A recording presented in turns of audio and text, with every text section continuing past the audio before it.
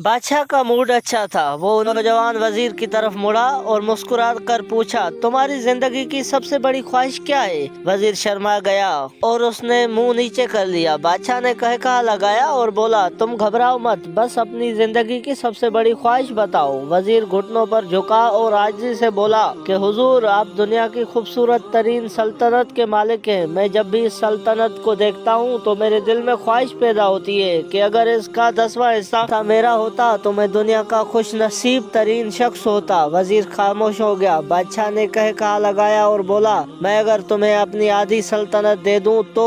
वजीर ने घबरा कर ऊपर देखा और आजिज़ी से बोला, बादशाह सलामत, ये कैसे मुमकिन है? मैं इतना खुशकिस्मत कैसे हो सकता हूँ? बादशाह ने फौरन सेक्रेटरी को बुलाया और उससे 2 अहकामात लिखने का हुक्म दिया। बादशाह ने पहले हुक्म के जरिए अपने आधी सल्तनत नौजवान वजीर के हवाले करने का फरमान जारी कर दिया। दूसरे हुक्म में बादशाह ने वजीर का सर कलम करने का आर्डर दे दिया। वजीर इन अहकामात पर हैरान रह गया। बादशाह ने अहकामात पर मोहर लगाई और वजीर की आंखों में आंखें डालकर बोला, तुम्हारे पास 30 दिन है। तुमने इस 30 दिनों के अंदर इन 3 सवालात के जवाबात तलाश करने हैं और अगर कामयाब हो गए तो तुम्हें आधी सल्तनत मिल जाएगी और अगर तुम नाकाम हो गए तो पहला हुक्म खारिज समझा जाएगा और दूसरे हुक्म के मुताबिक तुम्हारा सर उतार दिया जाएगा। वजीर की हैरत परेशानी में बदल गई। बादशाह ने उसके बाद फरमाया कि मेरे 3 सवाल लिखो। वजीर ने लिखना शुरू कर दिया। बादशाह ने कहा कि इंसान की जिंदगी की सबसे बड़ी सच्चाई क्या है?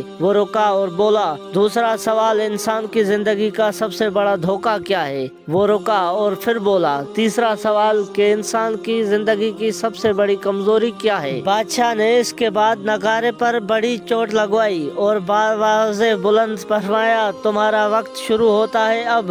वजीर ने दोनों परवाने उठाए और दरबार से दौड़ लगा दी। उसने उस शाम मुल्क भर के दानिश्वर, अदीब, मुफक्कर और ज़हीन लोग जमा किए।